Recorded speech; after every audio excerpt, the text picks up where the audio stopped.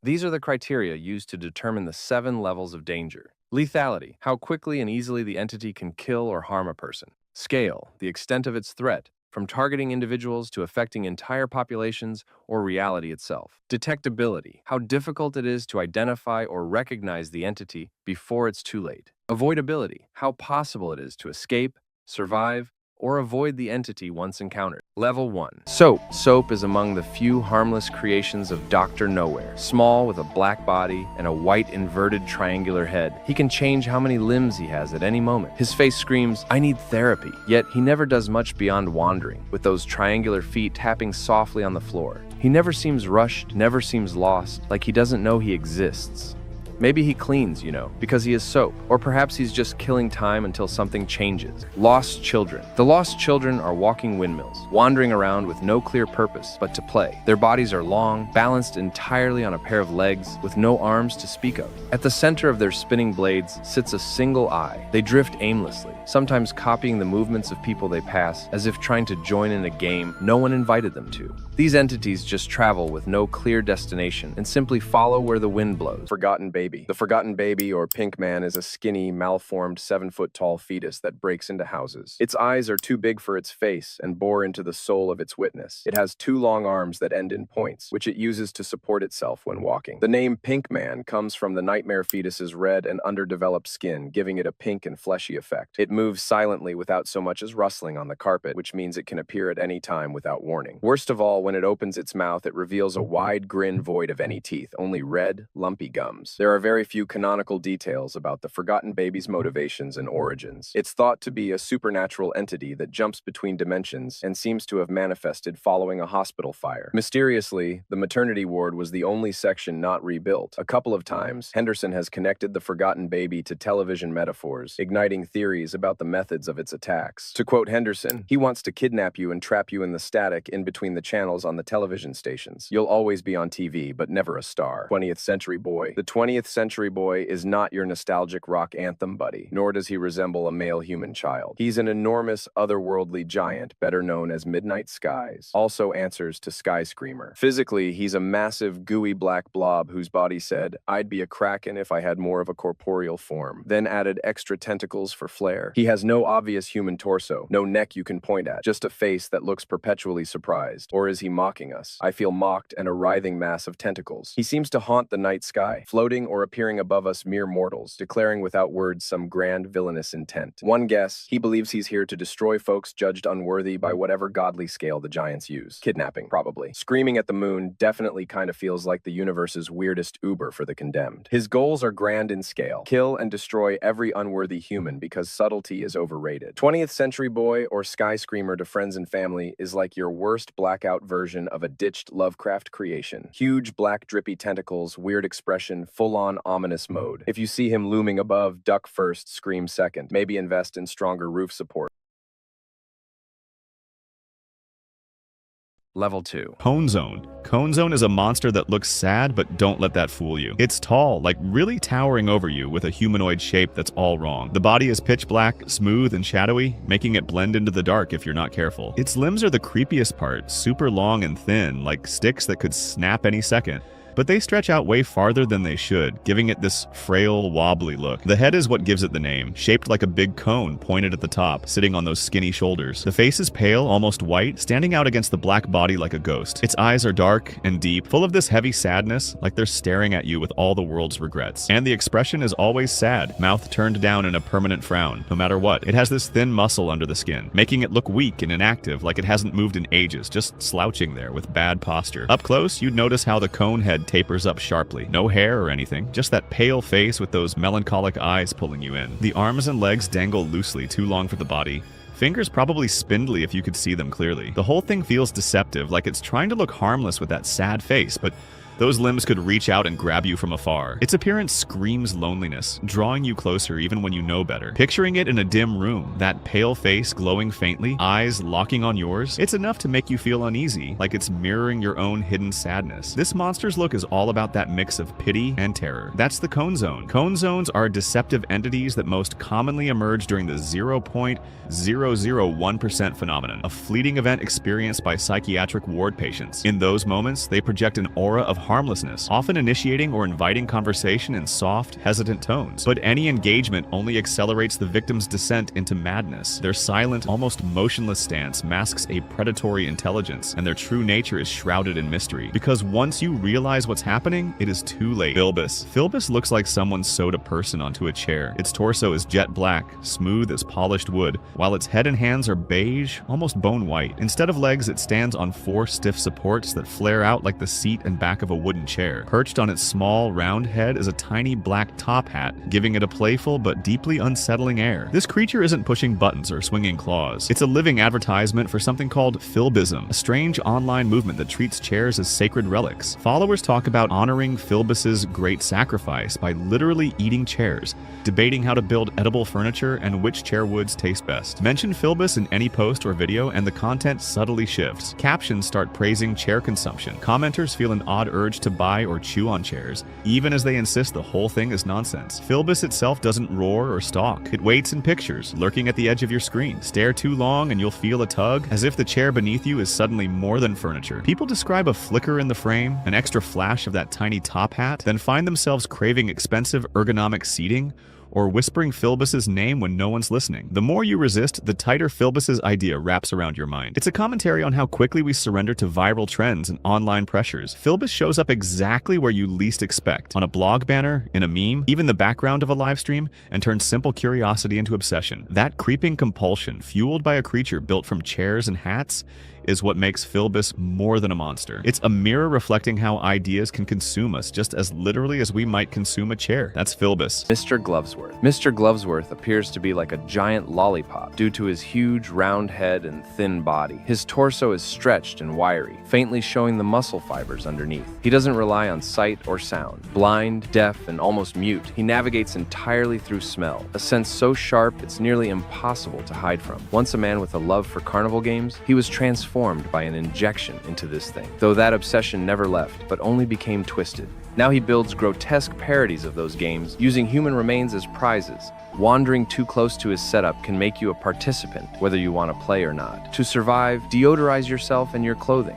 Avoid leaving strong scents, and if you have to toss something he can smell play with to distract him. It's a gamble at best, but with Mr. Glovesworth, winning is just making it out of his midway alive. Mr. Bag. Mr. Bag, also known as Mr. Trash Bag, first name Trash, last name Bag, is a large creature that seems to grow with every image released. His face seems almost like that of a drowned corpse with purple around his eyes and lips. As his name would indicate, he wears trash bags around himself, which also appear soggy. Inside the creature's trash bag body is a corpse considerably smaller than his body size would imply. In the second drawing released, Mr. Bag appears to stand at around 14 feet tall, then grows incrementally in each piece until the most recent. He's now an estimated 20 feet tall. If one plays their cards right, they can befriend Mr. Bag. Be warned though, he's awfully needy. The corpse enveloped in the trash bag serves as Mr. Bag's host. If he feels ignored, abused, or neglected, he will strike at the first opportunity and wrap the victim in the trash bag, suffocate them, and incorporate them into his overall form. This is the reason he keeps getting taller. It seems to be the case that Mr. Bag will befriend children, but once they grow up and he reappears, they become frightened of him and avoid any interaction. Those who are friendly and kind to Mr. Bag aren't harmed. His origins are a bit murky, other than the presence of the host corpse. Fans theorize that he's a tulpa manifested as a personification of terror and death, similar to the old detective after a child's traumatizing experience. Another theory is that he's simply a paranormal entity that befriends humans sometimes. Remember everyone, kindness is Old Detective. Old Detective stalks his victims in the night and terrifies them by standing under a deep red light. Not what you want to see in a movie theater parking lot. He's tall with a head that's a bit too small and no facial features other than 2 tiny black holes for eyes. His torso is too long and he has short legs that bend out in the middle. He seems to have no bones as he wobbles in unnatural ways that would be impossible with any kind of skeleton. Trevor Henderson has made the utterly horrible concession that the creature moves sort of like a giant inflatable tube man they put in front of car dealerships. He has no hair but wears a very classy fedora, long white socks, black shoes, and a trench coat. At least he appears to wear these things. Upon closer inspection, anyone bearing witness to this abomination would see that the clothes are a mere illusion, and that they're actually extensions of the old detective's skin and body. A victim chosen by Old Detective experiences extreme anxiety and paranoia. It's theorized that he likes to instill in others what he feels himself, resulting in psychological torment that leads to self-destructive behaviors and death. He's described by Henderson to be the living embodiment of paranoia, which is why he resembles a child's interpretation of a cartoon detective. He becomes nervous when people stare at him, much like a child. How cute. The predominant and most likely theory about Old Detective's origins is that he's a supernatural entity, either a tulpa that was manifested through an extreme feeling of paranoia in a human child after a traumatic experience, or a demonic entity that feeds off of fear. Its nearly human appearance elicits an uncanny, deeply unsettling feeling in those who witness it. There is no established way to defeat Old Detective, which is probably the most terrifying aspect of him. Anxious dogs.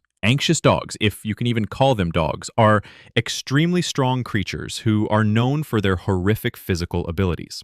They are fast, agile, and stealthy, which makes them formidable and dangerous hunters. Their speed and strength allow them to overpower smaller beings quickly, often stalking prey without being noticed, with their elongated limbs making them resemble SCP-096 doing a bridge position. Anxious dogs are also capable of moving silently, making it hard to detect their presence until it's too late. They possess a set of stingers that are extremely painful, providing them with a defense mechanism when threatened. These stingers also serve as a means of further intimidation. One of their most disturbing traits is their ability to produce a high-pitched, frantic laughter, which emanates from their gills rather than their mouth. Yes, they have gills too. This eerie sound, though often inaudible, is said to be a compulsive action. Despite their aggressive nature, anxious dogs can be influenced by positive interactions, suggesting a level of intelligence that allows them to form bonds in rare instances. I wouldn't suggest it. Level 3. Locust. The locust is a jet black figure that looks almost too tall and thin to be human. Its arms stretch into sharp, stick-like limbs, each movement jerking with unsettling precision. The face is twisted into something unrecognizable. Hollow eyes sink into sunken sockets, and tube-like appendages snake around its skull, as if grafted on by cold machinery. It feels both alive and manufactured, a silhouette of nightmare and steel. You first encounter it flickering on a TV or computer screen, unmoving until you stare too long. Then its arms burst out of the glass, shards clattering to the floor. It doesn't crawl or walk. It thrusts itself toward you, feeding on your fear as it rips flesh and bone. Legends say it hunts through any display, TVs, phones, even video calls, breaking the barrier between digital and real to drag you into its darkness and feast on your insides for survival. Despite its brutal purpose, the locust speaks with a childlike curiosity. It tilts its head and coos confused questions, then lashes out the moment you answer. Its voice is a warped echo of innocence, laced with menace because it barely understands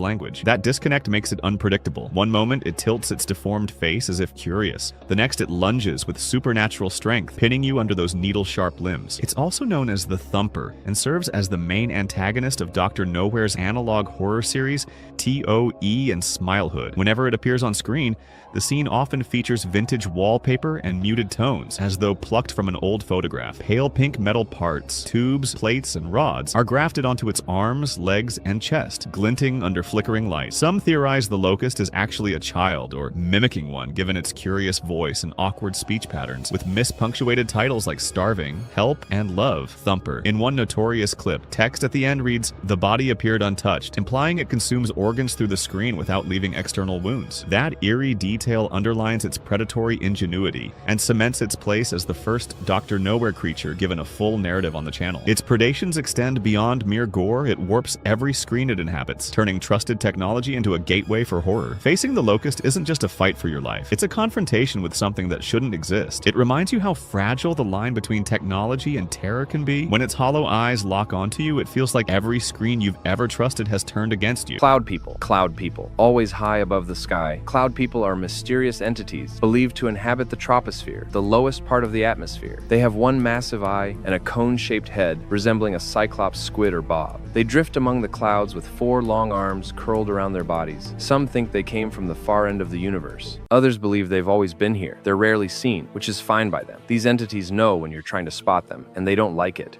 Those who felt their focus described the sky pressing down and the clouds shifting too fast, as if that's not going to get more attention. If that happens, you're already on its mind. And if you keep looking up, you might be the reason it comes down. Carson Salter.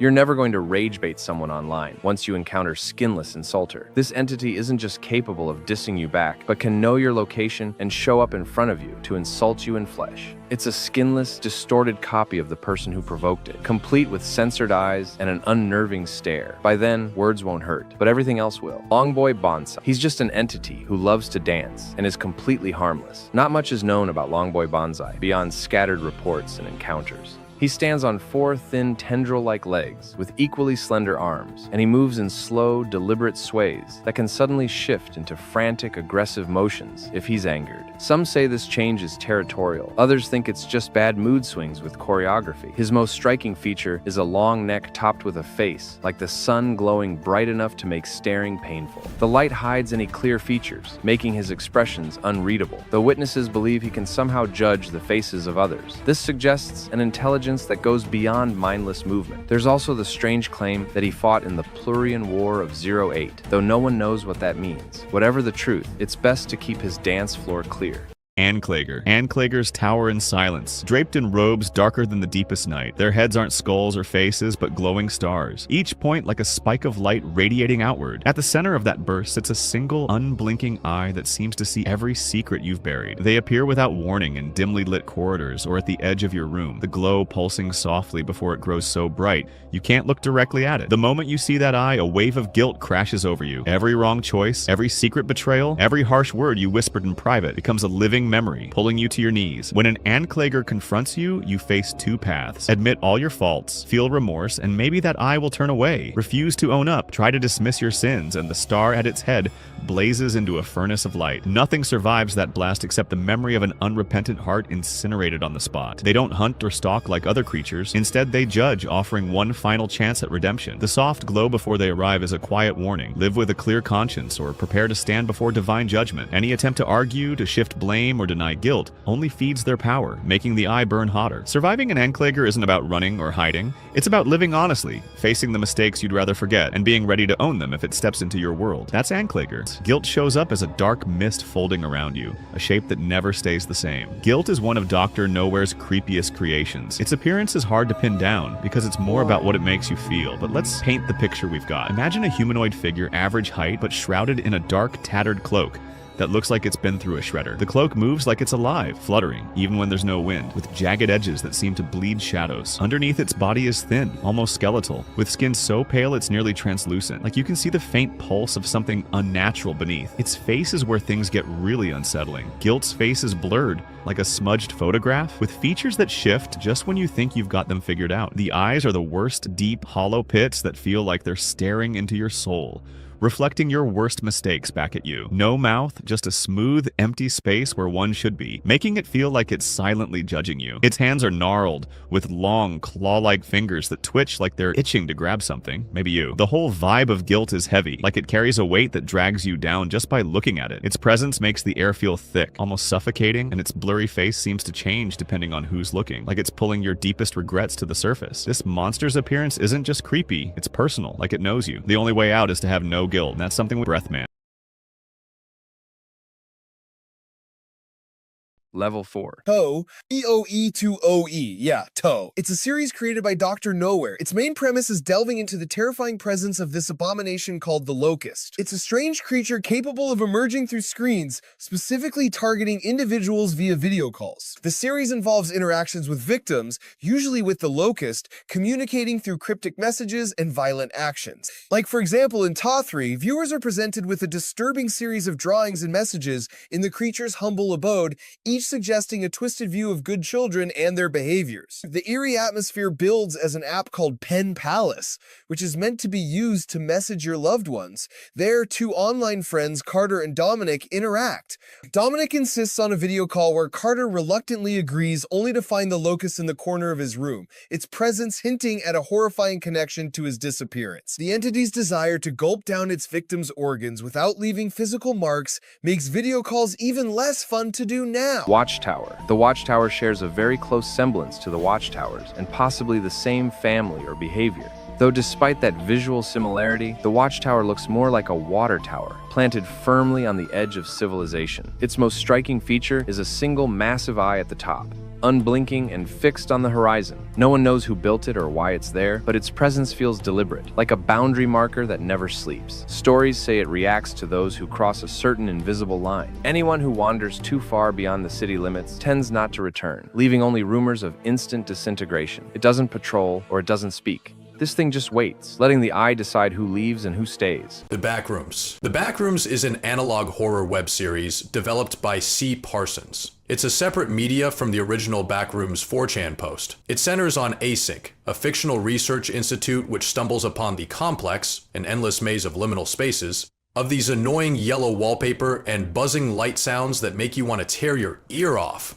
The setting is in the 1990. It looks at Async as it tries to document and get deeper into this strange nightmare realm, where horrific anomalies and people keep disappearing. The series tackles themes like government conspiracies and psychological effects brought about by delving into the unknown. And is it worth risking the lives of many for a chance to find out about the unknown? The Rolling Giant. The Oldest View is a horror web series created by Kane Pixels, same guy that made the Backroom series. It explores eerie, surreal phenomena surrounding a mall called the Valley View Center, which was an actual mall but was demolished in May 2023. In the series, the mall mysteriously reappears underground, only being accessible through strange stairwells carved into the earth. The story follows Wyatt, our main man, who documents his descent into the haunting ruins using his phone's trusty camera.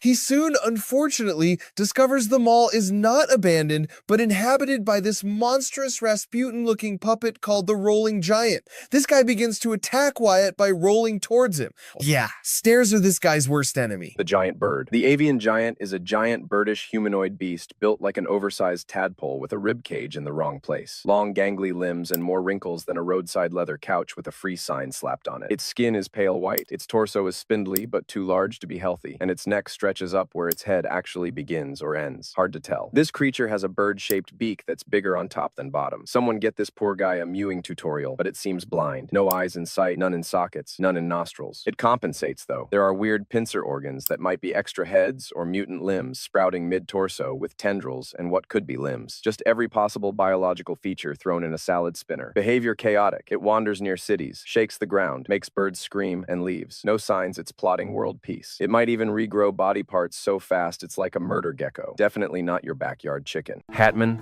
Hatman is a tall, spider-like entity who, of course, wears a hat. He moves with 6 long legs that makes him look like gliding more than walking. His body is pitch black with no visible face. Yet, people who see him swear he is watching them. The wide-brimmed hat makes him easy to spot, though not many get close enough to study him. Some compare him to another figure called the Black Hat Trench, but Hatman's build is thinner and his movement stranger. He often appears in dim places, standing still or drifting through shadows. Witnesses report a cold feeling when he is near, the kind that makes you want to leave without knowing why. What he wants is unknown. He never speaks or chases. He just exists in that space, moving in a way that seems wrong but not fast. Still, once you've seen him, the shape of that hat will stick in your mind.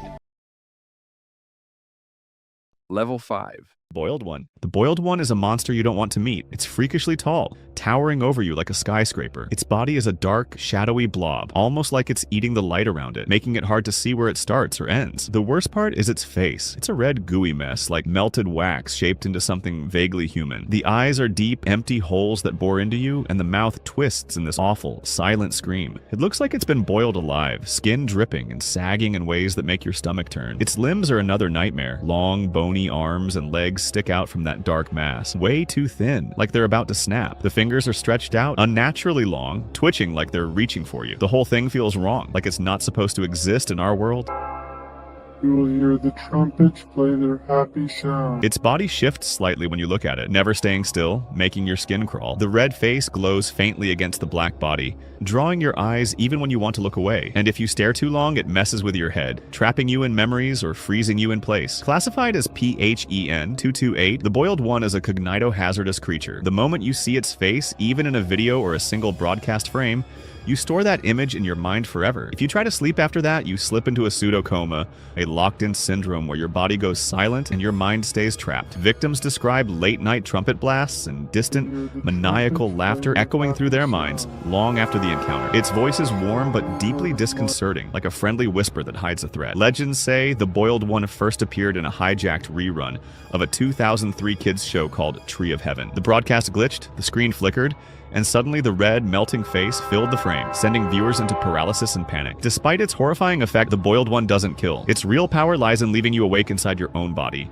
fully aware but unable to move or speak. It can manipulate television signals, slipping into any screen, TVs, phones, live streams, turning a normal evening into a nightmare broadcast. Once you've been touched by its gaze, you carry that dread forever. This creature is built to haunt you and break you without lifting a hand. It blurs the line between fear and fascination, making every shadow feel alive. Longhorse. Longhorse is a benevolent, heroic entity, and one of the only entities who isn't here to brutally annihilate you. Despite it looking like nightmare fuel, it's the nicest creature on here by far. Its form consists of a horse's skull attached to an infinite twisting series of vertebrae with strands of black hair scattered across its body. The vertebrae can be generated or removed at will, and Longhorse's neck appears to defy the laws of physics. It is a protector of humans, often warning us of upcoming disasters. Longhorse is said to have the ability to foretell events, teleport, and enter dreams, sometimes even altering them. It smells like cinnamon and enjoys affection, with offerings of apples causing them to blacken and wither as a sign of acceptance. Germiathan. This risotto, inspired by real-life and well-known YouTuber Germa985. Unlike the real-life streamer, Germiathan has pale skin and apparent missing features, such as his nose and eyebrows, probably due to overexposure from his ring light. His appearance is unsettlingly smooth, like it was airbrushed into uncanny perfection. Yet, it only makes the absence of human warmth more obvious. When he appears, you're given 3 choices. Okay, run or feed. What happens after depends on your pick, but no outcome is guaranteed to be safe. Okay, might pull you deeper into whatever game he's playing. Run feels like the smartest move, but could make you prey, and feed raises too many questions about what he eats. Whatever the choice, you're already in his domain, and the screen is just pretending you have control. The Smile Tapes. The Smile Tapes is a 2021 analog horror series by Poderiku styled after 1990s media. It's about this mysterious substance called Smile, totally nothing suspicious about it at all, extracted from a Balomundo rhesus, an otherworldly type of fungus discovered during an excavation. Smile elicits extremely powerful emotions, strange behaviors, and grotesque physical changes among them. A strained smile, the type of stuff you'd find a Reddit post urging you not to use. The infection progresses in stages until it concludes with the host's eventual demise, whereupon the spores are released. Variants of the fungus can produce different variants of the changed individuals, who have come to be called Smilers. Chat, The Man in the Suit. The Man in the Suit analog horror series created by Unknowingly. It's about the tragic and horrifying transformation of a Japanese man who becomes one with the Godzilla suit. His obsession with Godzilla leads to him merging with the suit, becoming a monstrous supernatural figure known as the Man, resembling Godzilla but with grotesque internal changes. This Godzilla fanatic also has a deep-seated animosity towards stemming from the scars of Hiroshima and Nagasaki to the point he assaulted a Japanese colleague who was portraying an American kaiju. Later on, his condition is kept secret as he communicates through growls and exhibits increasingly violent behavior, even injuring fellow actors. The Man gains superhuman strength, regenerative abilities, and the power to infect others with his bite, causing them to fuse with their suits. So basically, he became Godzilla. Probably the only person in history to want to become Godzilla of all things. The Walton Files. The Walton Files is an animated horror series on YouTube created by Martin Walls. The series is presented as a collection of VHS tapes and is heavily inspired by Five Nights at Freddy's. It's the 1970s revolving around Bob's Burger, a children-orientated restaurant featuring animatronics created by Jack Walton and Felix Kranken under the management of Bunny Smiles Inc. The story goes from happy-go-lucky to misery when a tragic accident with Jack accidentally game-ending 2 of his children by drunk driving. Felix, who was obviously racked with guilt, buries them in a forest and goes missing. Soon after, Bob's Burgers open, opens, but strange and violent events unfold with animatronics like Bon and Buzu becoming bloodthirsty. Employees are game-ended and stuffed into the animatronics. Sound familiar? Which leads to the restaurant's closing in 1974. Over the years, Felix continues to work on the animatronics, but more deaths occur as the haunted past of Bon's Burgers unravels. Sophie Walton, Jack's surviving daughter, eventually starts to uncover the horrifying truth about the restaurant's dark legacy. Level 6. Cartoon Cat. Cartoon Cat is a tall, slender, and grotesquely flexible, abysmal atrocity, which has a cat-like head, resembling a cartoon character. Its appearance is highly malleable, allowing it to alter its shape and even wear different clothing, such as boots. Its eyes are bloodshot, with also crooked, blood-stained teeth. Make sure no kid would be happy to see it. Cartoon Cat is described as a parasitic and hollow being, capable of disguising itself as a harmless cartoon mascot. However, its true nature is so much darker, as it thrives on violence and chaos. It is considered one of the most dangerous creatures, with encounters typically resulting in death or worse. It is also known for its ability to shift between forms and locations, often found in abandoned spaces like malls, where even other monsters avoid it. That's how awful this thing is. The creature's abilities are largely implied, but it is known to be highly resistant to physical harm and can manipulate audiovisual devices, and possibly the media itself. Cartoon Cat's power is so immense that it is speculated to be metaphysically immortal and could likely defeat other entities in the mythos, including deities. Its influence can be tied to the power of belief, with manifestations appearing when people are exposed to content that ties into its existence. Siren Head. Siren Head is a fictional abomination created by Trevor Henderson. This nightmare fuel that children enjoy for some reason stands at a towering 12 meters with a skeletal frame wrapped in mummified flesh resembling rusted metal. It has a pole-like head with two sirens with teeth, capable of broadcasting radio signals, white noise, and human voices, allowing it to manipulate technology and trick victims. Described as an ambush predator, Siren Head primarily resides in rural areas, with its first documented sighting being in 1966 during a family's Arizona vacation, which you can probably guess how it ended. No, I'm kidding, they lived. Ancient cave paintings suggest its existence dates back much further. Siren Head can also camouflage itself, appearing as trees or streetlights and moves silently but with immense speed. Despite it having teeth, it doesn't consume food like any other creature, with theories proposing it may be the last of its kind. Some speculate it can transform humans into its own kind, so yeah, don't trust sirens, kids.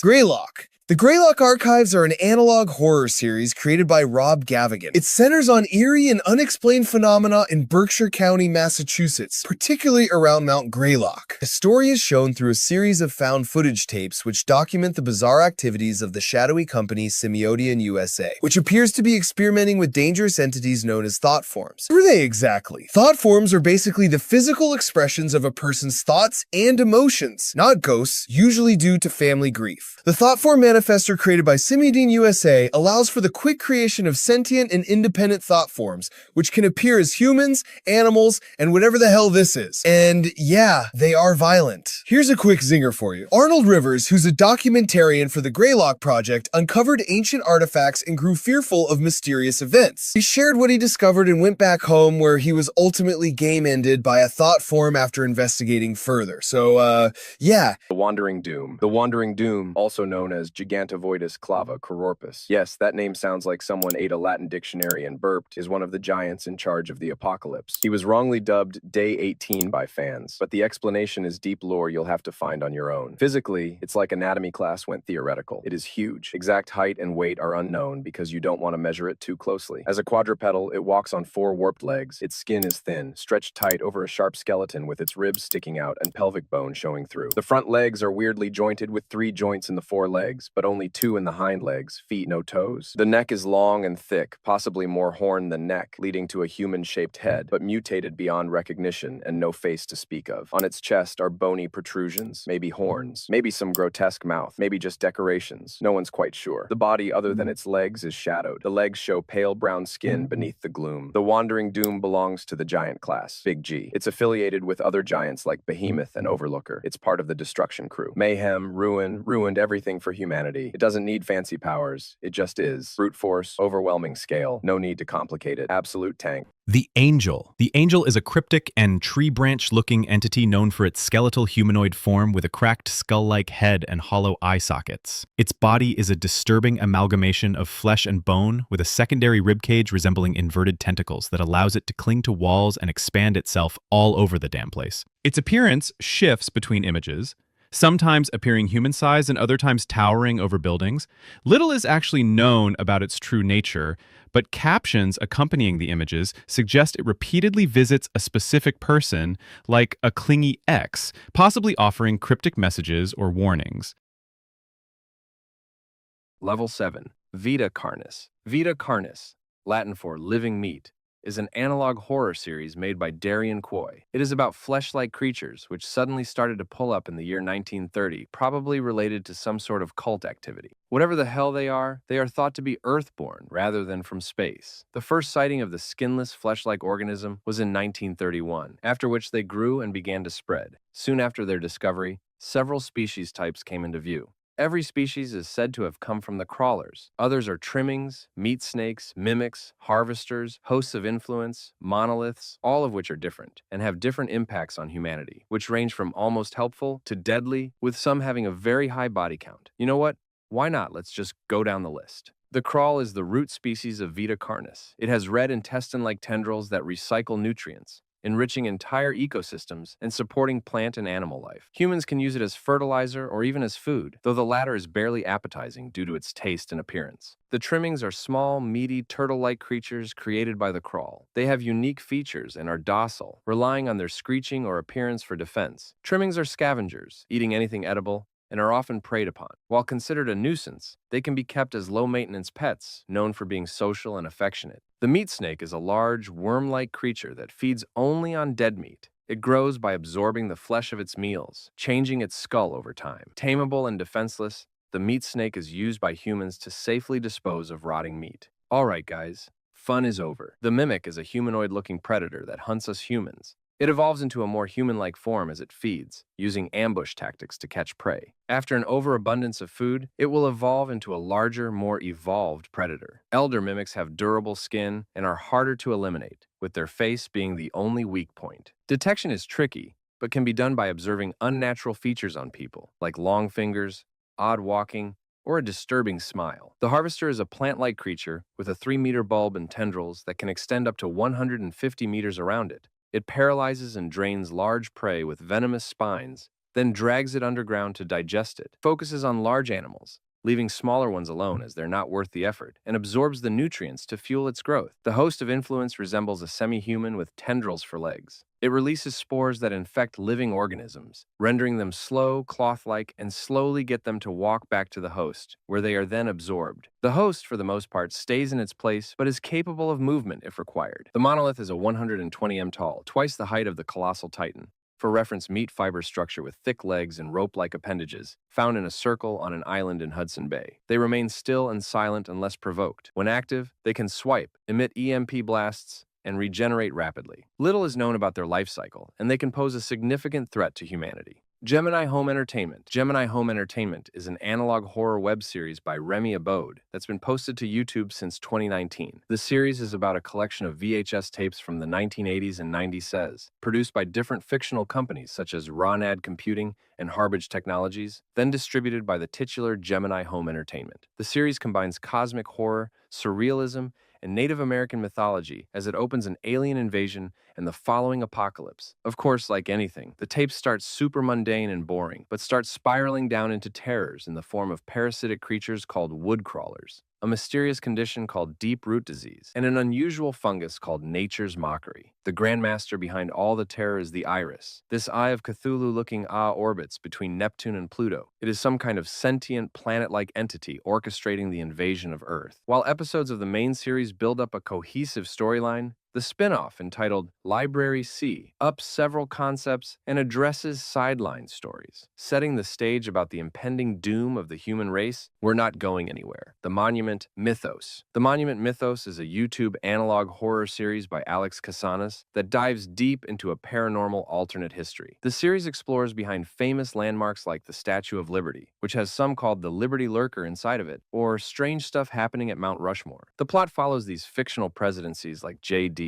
Rockefeller, James Dean, and Al Gore, with alternate realities containing conspiracy theories, Lovecraftian creatures, and dystopian technologies. Some of the recurring elements include extra-dimensional special trees, deadly Giza glass, and that sentient, violent freedom. I was born in hell. The Mandela Catalog. The Mandela Catalog is an analog horror series by Alex Kay, set in the fictional county of Mandela, Wisconsin. It follows these entities known as alternates, shape-shifting entities that psychologically inflict cruel punishments on people until they gen themselves or forget who they are completely so that the alternates may take over their lives. They manipulate audiovisual media, be it TVs, computers, or even GPS devices, and use technology as a vessel of terror. The core of the series is religious horror with heavy biblical references. The alternates are implied to be malevolent entities led by a deceptive, hellish force posing as the Archangel Gabriel. This false Gabriel distorts biblical stories into his view that he is humanity's true savior, while delivering messages of despair and doom. Major themes dealt with in this series are existential dread, fragility of human identity, and the psychological aspect of fear. The series tries to criticize over-reliance on technology because it might make people alienated and manipulate them. It depicts paranoia and fear due to unseen forces in the most known places, using eerie visuals of VHS corrupted media and PSAs. It is a haunting look into the aspect of the vulnerability of man to malevolent and otherworldly power. Local 58. Local 58 is an analog horror web series by Chris Straw, presented as a hijacking of broadcasts from the fictional public access television channel in Mason County, West Virginia. It uses creepy emergency alert system interruptions, cryptic programming, and surreal found footage to paint dire scenarios that embody cosmic horror influence and the breakdown of society. Many of their stories focus on how helpless humans can be before unimaginable forces beyond our comprehension. The government broadcast originally urges people not to look at the moon, warning that it has become dangerous. However, the broadcast is later hijacked by an unknown entity that contradicts this warning, instead urging viewers to look at it. Another example of their tomfoolery is in this dashcam footage,